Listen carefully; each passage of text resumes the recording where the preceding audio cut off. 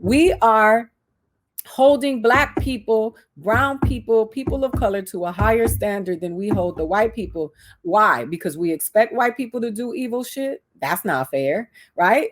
Or why? Because that's the way it's always been. Why? Because Christianity says that slavery is justified in the Bible, and we are, as people of color, are supposed to be demure, and we're supposed to bow down, and that's why so many people hate Obama. Like, if we're gonna talk about race in America, let's bust it down, right? Let's not keep tiptoeing and having these dumbass conversations about what our allyship is because white people got Black Lives Matter signs on their windows because they trying not to get their windows busted.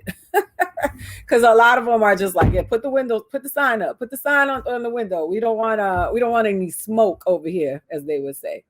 So my thing is, if we're going to talk about these political issues, right, let's just be real about it. There are a lot of people who support Donald Trump because, one, they hate people of color, they hate immigrants, they think immigrants are coming here to take the jobs that they don't even want because they're selfish. And that is what privilege is, right? And when you are entitled and you have been socialized and you have been raised and you have been indoctrinated into this belief system, it is very hard to depart from it.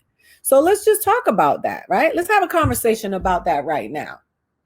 We sitting up here having this conversation about what true allyship is, because a lot of corporations these diversity and inclusion programs, yet and still, since George Floyd died, how many people of color, how many Black people, how many brown people, how many women have been murdered by law enforcement? All right, so let's talk about law enforcement. Law enforcement was designed and has been in order, since slavery. Law enforcement was part of the system that oppressed people of color, Black people in this country. From the Mexican immigrants to the Black slaves, the law enforcement has always been used as a tool to keep and maintain order when it comes to people of color and their oppression. Law enforcement existed during a time when it wasn't illegal for them to do the things that they continue to do to Black people and people of color in this country, right? This was a time when you look at those marches, when you see Martin Luther King, even, which wasn't that long ago, the cops were beating people's asses, busting women in the head, hitting people with rocks, putting dogs on them, hitting them with water hoses. You've seen it. You've heard it. If you act like you don't know that it's happened, that's because you an asshole, because that is part of the United States' history. We're not making this shit up, right?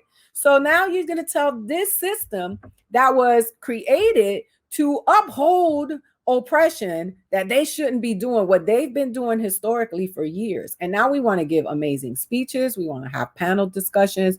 We want politicians to say this is not okay. What happened to George Floyd was not okay. Well, guess what? What happened to McDuffie wasn't okay. Neville Johnson wasn't okay. Sandra Bland wasn't okay. All the way back to Emmett Till and beyond. So when we sit here and have these conversations about law enforcement, why can't we have the honest conversation about law enforcement?